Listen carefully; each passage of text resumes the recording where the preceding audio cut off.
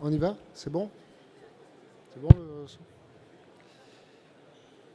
Bien, bonjour à tous. Merci de participer à cette table ronde sur le sujet de la création de la plateforme d'accélération de l'usine du futur en Nouvelle-Aquitaine. C'est un projet qui a démarré en début d'année et dont on vous présente aujourd'hui la trajectoire qui est prise à ce jour après avoir présenté notamment le 25 septembre le projet à l'ensemble de l'écosystème, à l'ENSERB. On va faire un zoom sur deux services de cette future plateforme que sont les services de centralisation des besoins et les services de cartographie des offreurs de solutions. Et puis on vous parlera du sujet de la transformation numérique également, transformation numérique au sens large du terme, au-delà du périmètre de l'usine du futur, notamment qui embarque des sujets de la cybersécurité, de la data management, de la sobriété numérique, enfin voilà, pour vous montrer également qu'il y a des initiatives et surtout des outils sur le sujet. Alors, le contexte d'abord de ce projet, il est très simple. Les entreprises qui souhaitent se moderniser ont un paysage d'offreurs de solutions, de dispositifs d'accompagnement, dispositifs d'aide extrêmement complexes. Lorsqu'on interroge des entreprises, elles nous disent « j'y comprends rien, je ne sais pas où trouver le bon dispositif, quels sont les points d'entrée, je ne sais pas parfois instruire mon dossier ». Comment s'orienter dans la bonne direction, avec qui développer son projet de modernisation de son entreprise, quel accompagnement je dois utiliser. Pour cela, il y a un programme, notamment à la région, qui s'appelle le programme Usine du Futur, qui vous permet de savoir en gros quoi faire. Je vais avoir l'opportunité de faire un diagnostic de mon entreprise pour savoir quelles sont les actions à mener pour rentrer dans l'usine du futur. La plateforme d'accélération a pour vocation de vous aider à répondre à la question de comment le faire et avec qui sur le territoire. Lorsqu'on interroge les entreprises à l'instant T, celles qui sont rentrées dans un programme de modernisation, ça revêt un enjeu extrêmement important puisque près de 50% des plans d'action qu'ils ont à mener ne sont pas traités et pour traiter 30% de leur plan d'action, les entreprises mettent 12 mois. Donc on voit bien qu'il y a un vrai enjeu de modernisation, mais aussi d'accélération de cette mise en œuvre. Le passage à l'acte et la mise en œuvre est extrêmement compliquée pour une PME qui n'a pas forcément les moyens et les ressources d'accélérer fortement sur le sujet. Alors, parti d'un fondement national, en septembre 2018, le gouvernement a mobilisé une équipe pour réfléchir à comment accélérer l'usine du futur, la mise en œuvre de l'usine du futur en France. 4 axes ont été identifiés. D'abord, une offre d'accompagnement, notamment au travers du programme, le volet 10 000 accompagnements en France, pour lequel la région de Nouvelle-Aquitaine a prévu d'investir de son côté pour réaliser 1000 diag supplémentaires aux 600 entreprises qui ont été déjà accompagnées. Une mise en place de dispositifs de suramortissement, notamment pour soutenir l'investissement. La mise en place de plateformes dédiées au numérique, on va vous en présenter une tout à l'heure. Et puis enfin, le déploiement de lieux totems de l'usine du futur dans chacune des régions, qui soit un lieu de rencontre naturelle et qui présente l'ensemble des offreurs, l'ensemble des technologies, qui présentent des démonstrateurs et des services qui viennent compléter l'offre existante sur le terrain. La région s'est emparée de ce projet, considérant que c'était une formidable opportunité de profiter de la bonne santé et de l'image de l'industrie pour pouvoir développer un nouvel outil qui permette de fédérer et de rassembler l'ensemble des acteurs sur l'usine du futur du territoire dans un seul objectif, faciliter la lisibilité de ce paysage pour une entreprise de notre territoire. Alors, l'ambition, elle est très simple. On souhaite simplifier, dans l'intérêt collectif, le paysage des offreurs de solutions et des dispositifs disponibles en région. Dispositifs d'accompagnement, dispositifs d'aide, de façon à ce qu'une entreprise, très rapidement, soit orientée vers le bon dispositif. C'est un positionnement qui va rechercher une innovation en essayant d'apporter, vous le verrez, des services supérieurs à l'existant.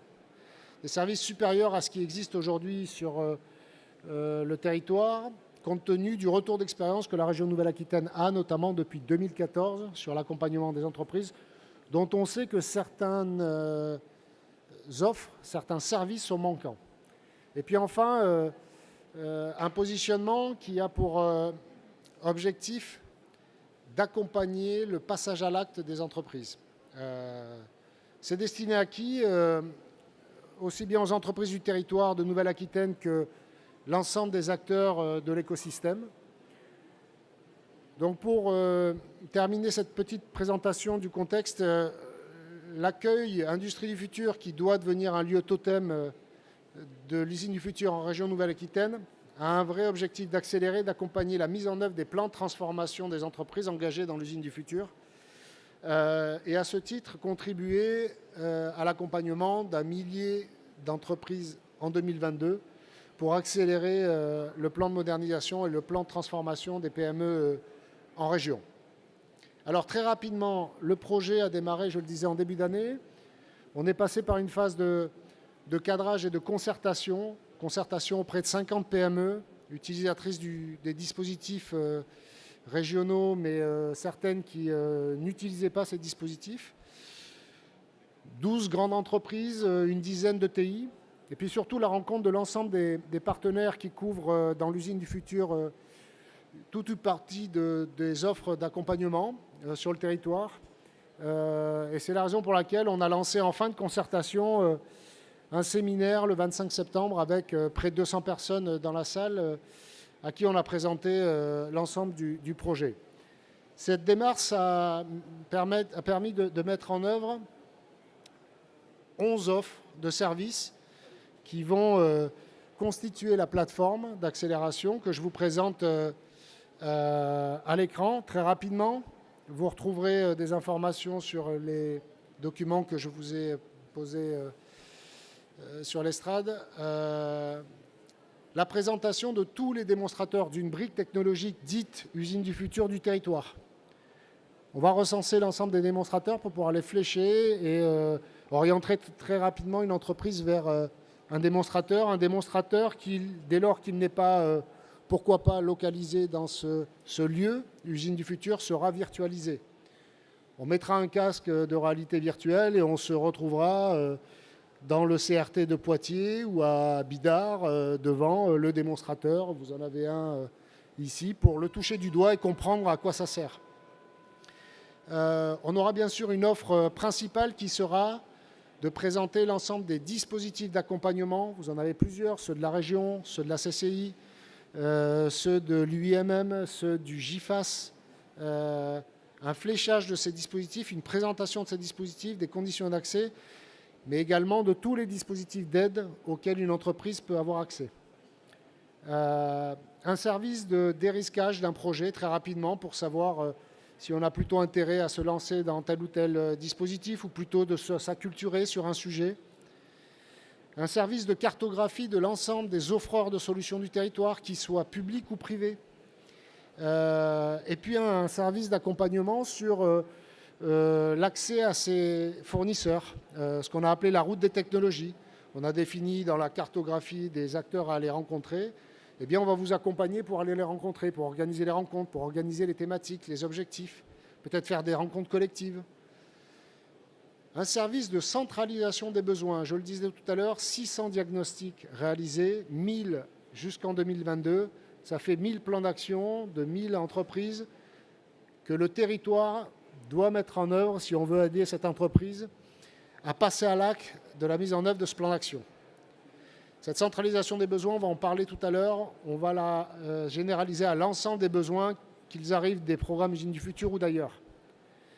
Un service d'ingénierie de projet, on sait lorsqu'on interroge les entreprises qu'elles nous disent « Ok, je comprends, mais moi, je n'ai pas le temps d'instruire mes projets, je n'ai pas le temps de le piloter en interne, de suivre les plans d'action, d'animer les groupes de travail. » Donc un service où on va venir le faire pour vous.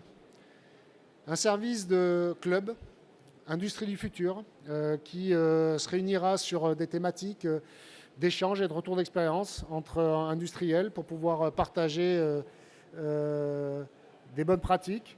Et puis enfin, 2 services qui me tiennent particulièrement à cœur, puisque lorsqu'on interroge des entreprises, elles nous disent ben voilà la demi-douzaine de services qui me manquent, mais de toute façon, lorsque j'ai déployé mon robot ou mon intelligence artificielle ou mes objets connectés, je ne trouve pas de candidats et de formation professionnelle d'alternants qui veulent travailler dans ma PME du Limousin de 12 personnes.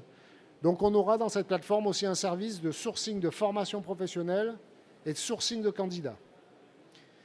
Et puis bien sûr un espace de coworking qui permettra de faire que ce lieu emblématique de l'usine du futur devienne un lieu de rencontre naturelle. Alors très rapidement, on a fait un séminaire de présentation du projet le 25 septembre et nous rentrons dans une phase de co-conception des services que je viens de vous présenter dans le cadre de groupes de travail. On va vous en présenter 2 tout à l'heure, tout de suite après mon intervention. Un groupe sur la cartographie des offreurs de solutions. Un groupe sur la centralisation des besoins. Et puis vous le voyez, il y a le groupe sur le sourcing des candidats, sourcing des compétences métiers et sourcing ou recensement des dispositifs d'accompagnement. Tout ça, c'est ce qui va nous permettre de fixer le contenu de cette plateforme en termes de services. Et en parallèle de ça, dans les chantiers qui sont mis en œuvre, eh bien, vous le voyez, on est en train de définir le contenant, c'est-à-dire l'objet physique, lieu, avec une gouvernance qui va opérer ces services demain. Et c'est la raison pour laquelle vous voyez apparaître un AMI partenaire fondateur, qui est là pour vous informer qu'à partir d'aujourd'hui, les investisseurs au sens j'apporte des fonds privés à cette plateforme, j'apporte un démonstrateur, j'apporte un lieu d'hébergement, j'apporte des services, des compétences, des ressources, peuvent répondre avec les documents qui sont là à un dossier de candidature qui va nous permettre de pouvoir identifier les partenaires fondateurs et de répondre à l'appel à projet national qui permettra de présenter le projet de la région Nouvelle-Aquitaine. Je vous mets tout ça en perspective d'une feuille de route. Je ne reviens pas sur les groupes de travail qui produisent aujourd'hui les offres propres à cette plateforme et les offres partenariales. Vous voyez un petit peu les séquences qui sont prévues. La recherche de partenariats et de communication avec l'AMI qui se terminera vers février 2020, et puis la constitution de la structure juridique avec l'élaboration d'un business plan dès lors que l'ensemble des offres auront été stabilisées. Tout ça pour se mettre en situation de tenir le crayon avec ses fondateurs en mars pour répondre à l'appel à projet de l'État et faire sortir de terre cette plateforme régionale qui deviendra ce lieu emblématique, la cité de l'usine du futur de la région de Nouvelle-Aquitaine, dont on aura après à réfléchir à installer des relais, des antennes au nord et au sud de l'Aquitaine. J'en ai terminé avec ma présentation et je vous propose d'écouter Anna sur un sujet extrêmement pépite et clé pour cette plateforme qui sera la centralisation de l'ensemble des besoins des entreprises à diffuser aux offreurs de solutions. Je vous remercie de votre écoute. Merci. Voilà, donc bonjour, je suis Hanna Kaisari du pôle Aerospace Valais, donc pôle de compétitivité sur aéronautique, espace, drone et système embarqué sur la région Nouvelle-Aquitaine et Occitanie. Voilà, ça c'est fait. Donc, je pilote avec Dominique le groupe de travail qui va réfléchir comment mettre en place ce service vraiment important pour la plateforme qui s'appelle Centralisation des besoins des entreprises et d'autres acteurs sur la région Nouvelle-Aquitaine. On va lancer ce cours de travail cette semaine, vendredi, donc vous êtes tous toujours bienvenus.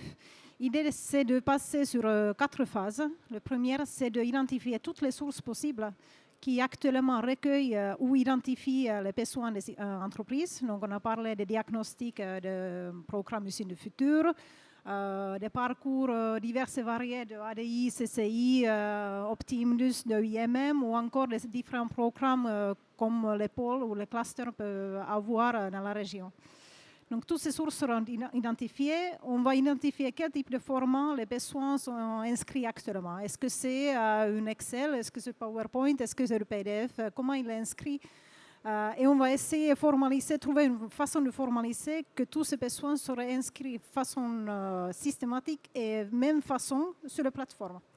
Parce que par la suite, l'idée c'est donc ça c'était l'atelier source, atelier format c'est de formaliser tous ces besoins et après l'atelier processus qu'on va lancer aussi par la suite, c'est d'identifier quel type de process il faut mettre en place qu'à la fin, quand on a identifié les besoins, qu'ils sont centralisés sur la plateforme, comment on va les traiter, qu'on ne va pas laisser juste des besoins comme ça dans une base de données. Donc traitement, ça veut dire voir qui sera le référent de l'entreprise, comment il faut lancer son plan d'action pour avoir une solution simple, efficace pour l'entreprise. Et par la suite, on va dans le processus jusqu'à suivre comment l'offre de solutions qui était mise en place en face de l'entreprise qui avait un besoin, comment le service était livré, est-ce que le client était satisfait, etc. Donc tout le processus sera mis en place de façon simple, et efficace dans le délai aussi. Donc après avoir identifié les sources, la formatation des besoins et comment le processus sera mis en place, par la suite on va élaborer un cahier de charges qui va rentrer dans la plateforme et dans notre réponse vers l'État. Et vraiment l'objectif principal, ce n'est pas de construire une machine trop complexe et compliquée, c'est vraiment pour simplifier toute cette phase-là, pour qu'à la fin, les besoins des industriels de la région soient traités plus efficacement et rapidement possible avec les solutions concrètes en face de la plateforme. Voilà. Donc, ça sera lancé vendredi cette semaine.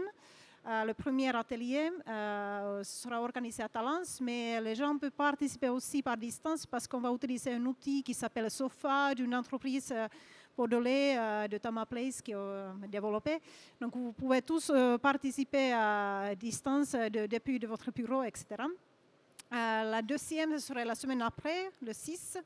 Le troisième, vers 19 décembre, vers là. Et après, le dernier atelier, le 16 janvier, pour finalement valider le cahier de charges qu'on va mettre en place. Voilà. Merci beaucoup.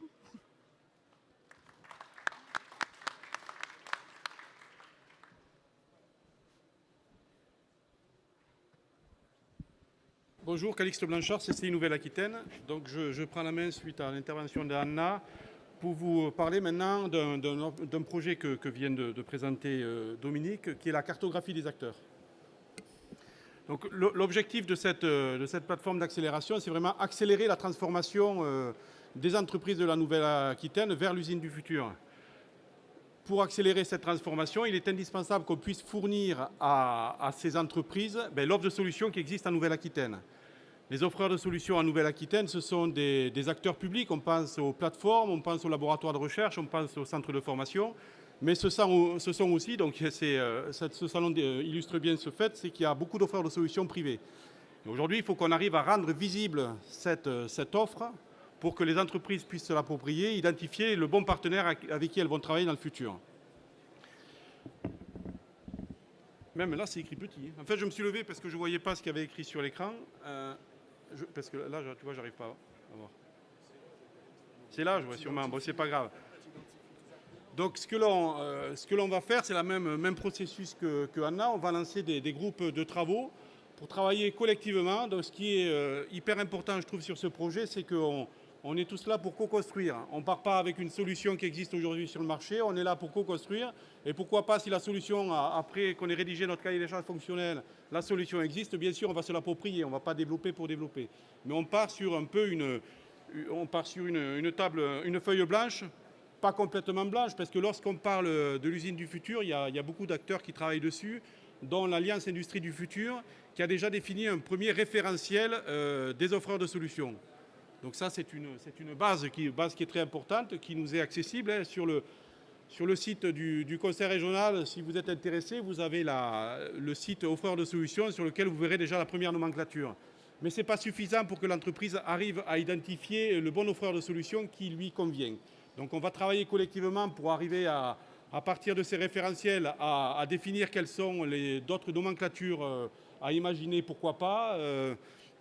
Donc on va recenser donc, tout ce qui existe au niveau des offreurs de solutions privées, au niveau des offreurs de solutions publiques.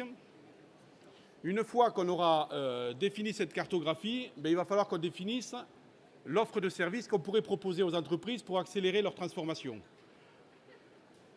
Un point qui est très important, c'est que les entreprises, il y en a beaucoup qui n'ont pas connaissance de toute l'offre qui est présente en Nouvelle-Aquitaine. Par exemple, vous avez des plateformes technologiques qui offrent des solutions qui sont très importantes et on souhaiterait, à travers cette plateforme, que les entreprises aient accès directement par une virtualisation à l'offre que propose la plateforme. Donc l'entreprise mettra son casque de réalité virtuelle et sera immergée sur une plateforme, comme ça elle se rendra compte concrètement de ce que peut apporter la plateforme. Après l'autre, donc il y avait ça. Il y avait aussi ce qui est très important lorsque l'entreprise se transforme, l'entreprise veut connaître quels sont les offreurs de solutions qui sont à sa disposition, mais je pense qu'elle est aussi intéressée pour arriver à identifier quelles sont les entreprises qui enclenchent le même type de transformation. Donc sur cette cartographie, on aura aussi les entreprises qui sont en transformation et on pourra proposer aux entreprises le parcours de l'usine du futur. Je souhaite me transformer sur la robotique ou sur la cobotique. Via notre cartographie, notre plateforme, on pourra identifier les plateformes technologiques qui offrent ce type de prestations, les offreurs de solutions privées, les cabinets de consultants, pourquoi pas, qui apportent une offre experte pour accompagner la transformation de l'entreprise. Et elles pourront identifier aussi les entreprises de la Nouvelle-Aquitaine qui ont un pas d'avance sur elles, qui ont déjà intégré des cobots, par exemple, dans leur structure. Donc, on a une offre de service à inventer pour les entreprises. Donc, on part aujourd'hui sur ces 3 offres de services. Mais le travail qu'on va construire, qu'on va faire tous ensemble, nous permettra, je pense, d'arriver à développer une offre de service beaucoup plus importante que ces 3 piliers. Donc le travail s'enclenche la semaine prochaine, le 3 décembre à 14 h pour ceux qui sont intéressés. Donc venez me voir après la réunion pour regarder si on peut accueillir tout le monde. Mais ceux qui sont intéressés, on va commencer le travail avec les offreurs de solutions privées. Donc par exemple, les gens qui sont ici peuvent être intéressés par ce travail, où on va réfléchir. Donc là, il y aura un déroulé de réunions bien prévu. Donc l'objectif, c'est que chacun puisse s'exprimer et qu'on trouve un consensus sur comment présenter, par exemple, l'offre d'un offreur de solutions privées. Qu'est-ce qu'il veut mettre en avant? Il veut mettre sa compétence technique. Il veut peut-être mettre aussi en avant la compétence qu'il a. Comment je me différencie par rapport à l'autre, ma compétence. Pourquoi pas une offre de service packagée? Donc ça, on travaillera ensemble. Donc le 3 après-midi, c'est sur les offreurs de solutions privées. Le 6 matin, ça sera avec les offreurs de solutions publiques, où on va faire le même travail. Donc là, la réunion se déroulera de la même façon, mais je pense que les conclusions seront assez différentes. Donc on va assembler la conclusion des 2 groupes de travail. Et ensuite, au mois de janvier, on va faire des réunions avec un groupe avec les ETI pour présenter ce premier travail et surtout que les ETI puissent exprimer leurs besoins. Moi, j'ai besoin de me transformer, mais mon besoin concret auprès des offreurs de solutions, c'est ça. Et donc avec la cartographie que l'on va faire avec l'offre de solutions, l'offre de conseils, on peut dire qu'on va apporter. Il faut qu'on réponde à ces problématiques des ETI. Et on va également faire un travail spécifique avec les PME. Donc il y aura 2 réunions qui vont être organisées en janvier. Et normalement, on doit être en capacité en février-mars de définir collectivement un cahier des charges fonctionnel. Et avant de sortir ce cahier des charges fonctionnel, on va réunir tous les offreurs de solutions, toutes les entreprises, pour qu'on parte tous sur les mêmes bases.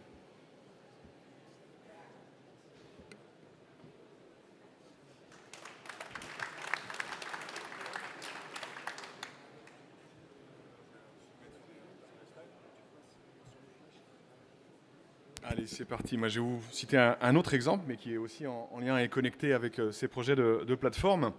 Moi, je suis en charge pour ADI Nouvelle-Aquitaine, donc je m'appelle Antoine Chotard, et chez ADI Nouvelle-Aquitaine, je suis depuis maintenant 4 ans en charge des sujets de transformation numérique des entreprises, donc des entreprises qui peuvent être des industriels, des gens qui sont dans les programmes de la région, type usine du futur, mais pas que, donc on s'adresse à un public assez large. Et depuis 4 ans, on a fait ce travail à la fois d'accompagnement individuel des entreprises, des actions collectives, toujours en lien avec le plus possible l'écosystème, de l'animation. Ma Transfonum, c'est aussi une marque d'un forum.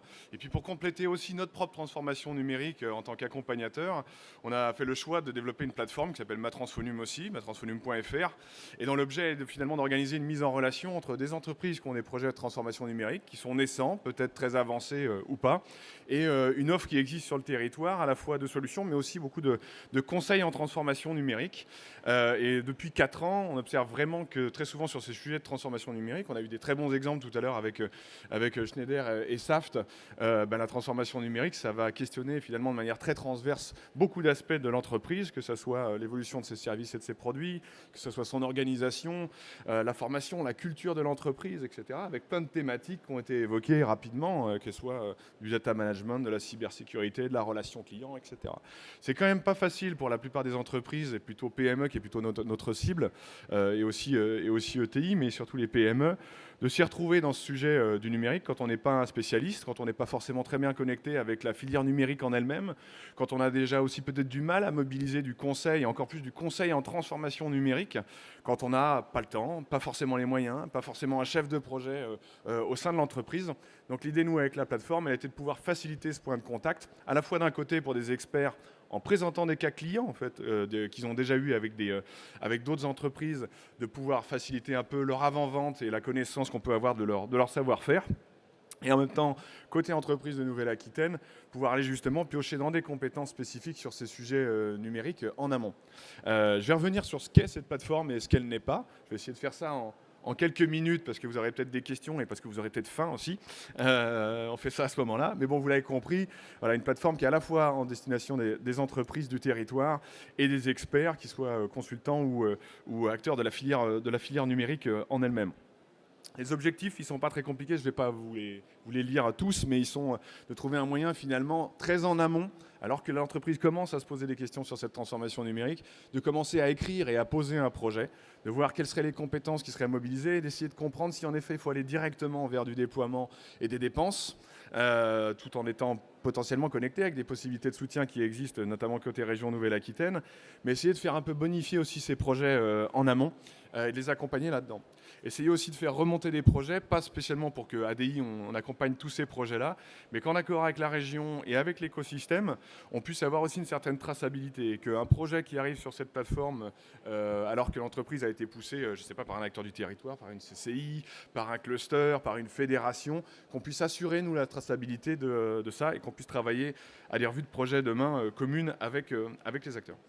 Donc c'est à la fois formaliser des projets de transformation numérique, essayer de déployer un système de mise en relation un peu malin et qui se base aussi sur un algorithme pour que les éléments qui sont qualifiés dans les projets puissent, on va dire, matcher avec des éléments de présentation par les experts des cas clients.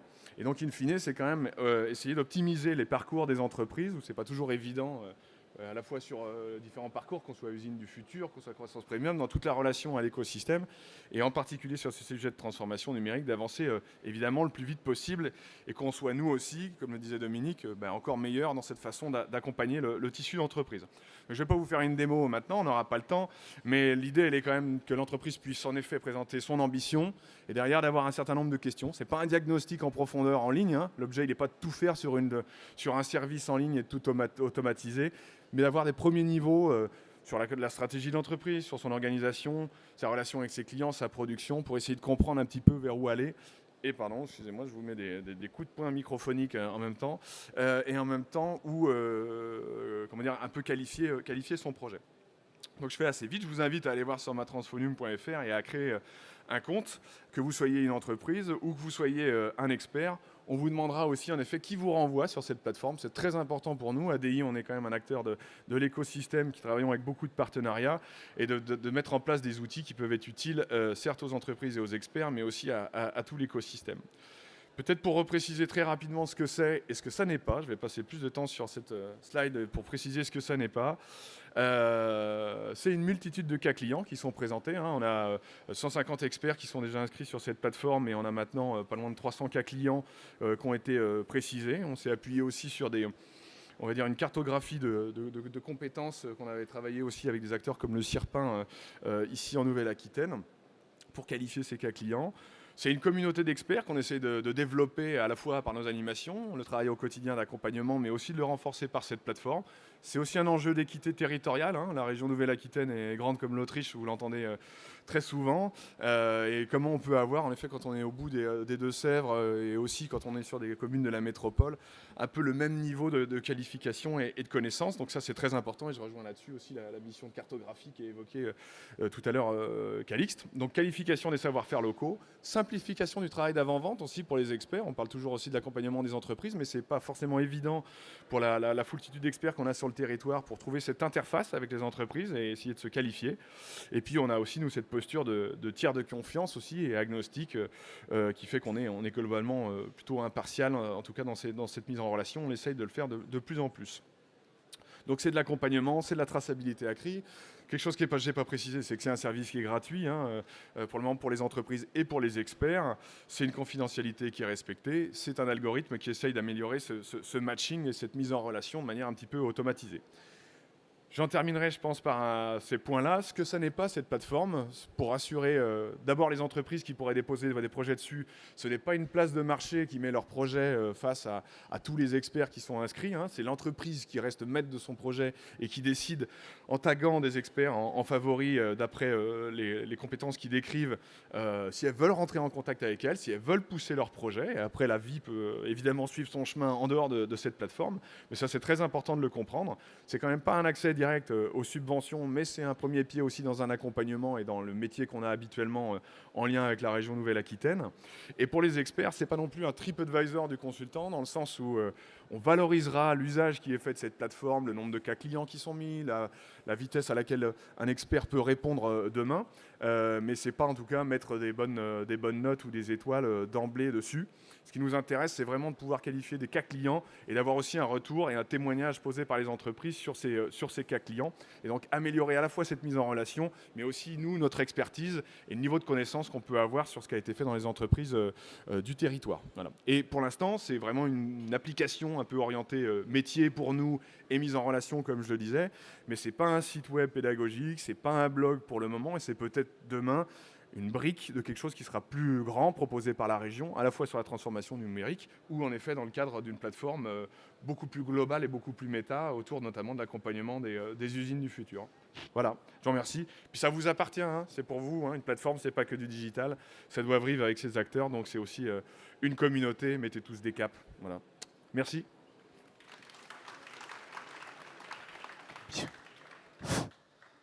Bien, écoutez, la présentation sur le sujet se termine. On est ouvert à vos questions, bien sûr. Qui se lance? C'est toujours la même chose. Est-ce qu'il y a des questions? Est-ce qu'on clôture ce sujet maintenant? Tout est clair. Je répète qu'on est en train de construire une plateforme qui verra le jour mi-2020. Qui, vous l'avez compris, va recenser d'un côté tout un tas de besoins des entreprises, de l'autre tout un tas d'offreurs de solutions. Une des missions premières, ça va être de mettre en relation les besoins avec les offres du territoire. Et que dans l'immédiat, l'objet de l'AMI, c'est de dire qu'on veut créer un lieu totem physique qui aura des services, des ressources, des démonstrateurs, qui sera sur un lieu totem dans le territoire, mais avec des antennes, des relais sur l'ensemble du territoire Nouvelle-Aquitaine. On recherche les fondateurs de cet objet, on va dire, puisque la région la finance, mais ce n'est pas la région qui l'opérera. Des fondateurs qui, avec nous, allons répondre à l'appel à projet de l'État aux alentours de mars 2020 sur toute la description des services et de l'ambition qui est la nôtre et qui sera bien sûr ajustée avec cette gouvernance qui va se créer de fondateurs et qui fera émerger cet outil nouvellement aux alentours de juin 2020 en région Nouvelle-Aquitaine à destination des entreprises et dans l'intérêt collectif l'accélération. Donc s'il y a des questions, on sera ravis d'y répondre. Pas de questions. Non? Une main là-bas qui se lève.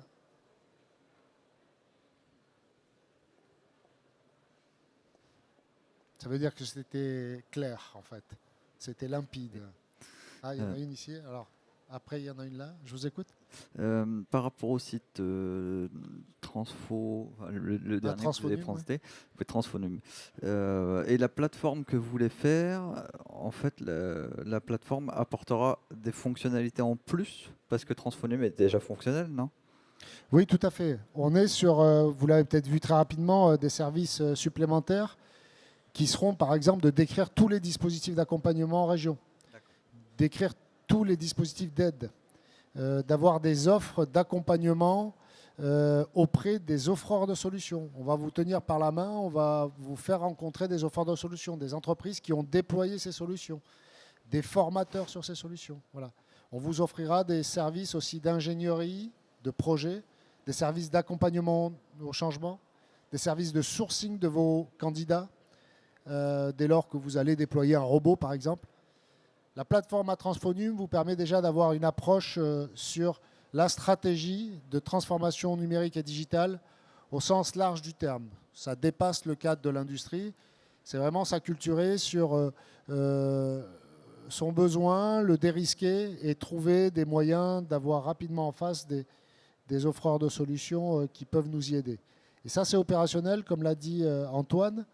C'est gratuit, c'est matransfonum.fr et vous y avez accès demain. Voilà. Et en effet, ça ne concerne pas que les entreprises industrielles, mais on peut avoir aussi des entreprises, je ne sais pas, liées dans le monde des services au tourisme. Enfin, ça peut être, c'est large. Nous, l'acception par l'entrée sur la transformation numérique et le type d'accompagnement qu'on fait qu'on n'est pas restreint en termes, on va dire, de type d'acteurs et qu'on est plutôt orienté malgré tout sur la PME, parce qu'historiquement, il y a aussi plein de financements qui sont orientés très PME sur ce sujet, mais ils ne concernent pas que le domaine industriel. Donc, Matransfonum peut devenir d'une certaine manière une brique et avoir des points de connexion avec la plateforme d'accélération usine du futur, mais elle ne se, entre guillemets, résume pas qu'à ces secteurs d'activité-là. Voilà. Aujourd'hui, sur Transfonum, vous avez un certain nombre d'acteurs. Il y a déjà une plateforme qui existe en Nouvelle-Aquitaine sur les offreurs de solutions, où on a 161 acteurs qui sont référencés. Ça serait intéressant de regarder s'il y a des recouvrances, mais je ne pense pas trop. C'est pas la même. Je ne pense pas que ce soit la même cible d'acteurs qu'on cherche qui sont identifiés sur ces deux plateformes. Lorsqu'on parle de transformation usine du futur, vous avez les acteurs, par exemple, du management qui vont être présents, qui ça va accompagner la transformation dans l'entreprise. Je ne pense pas que tu les aies, ces acteurs. Alors, je vais retrouver quelques acteurs. On va en retrouver, mais bon, c'est vrai que peut-être ça serait intéressant de regarder la recouvrance. Non, ce qui est intéressant, et justement dans la démarche aussi de la plateforme d'accélération usine du futur, c'est de s'apercevoir qu'aussi on est en train de faire, nous, nos propres transformations numériques, et qu'on est en train de créer justement les points de contact sur des enjeux qui sont toujours plus, comme l'évoquait tout à l'heure Dominique, liés à comment on crée le bon guichet, ou en tout cas un centre de ressources important. Donc il y a forcément des points d'achoppement.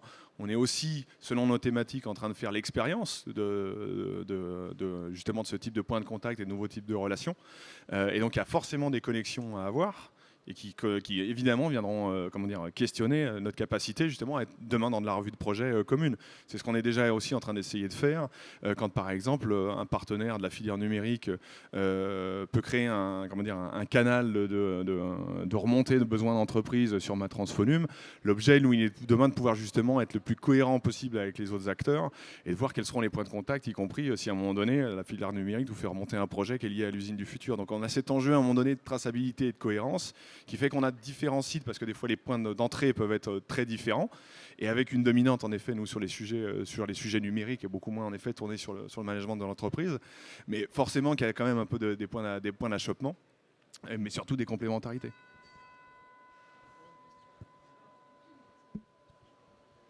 Et merci pour tous ces éléments. J'espère que la formation sera au cœur en tant que Seven Shape School.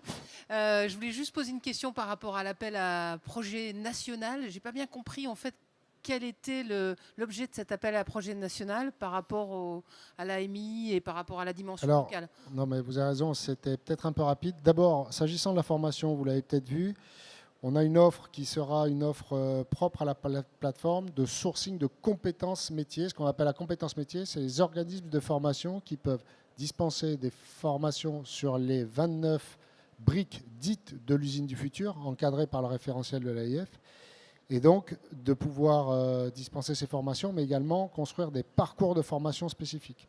C'est extrêmement demandé par les entreprises.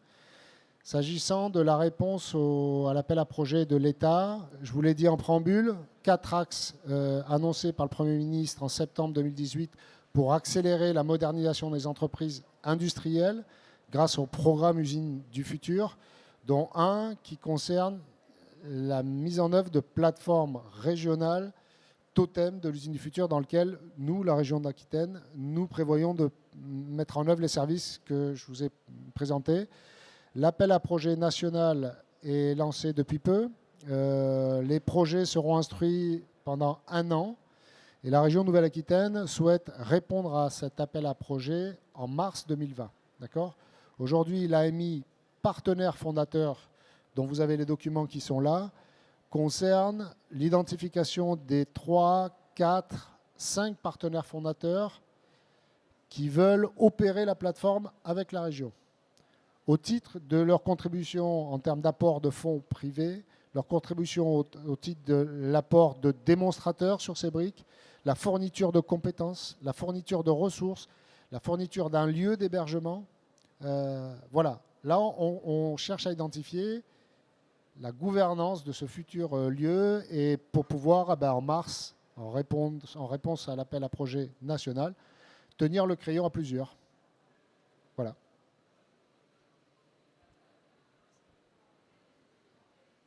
D'autres questions ? Je crois que c'est terminé. Je vous remercie beaucoup pour votre attention et puis n'hésitez pas à revenir vers nous.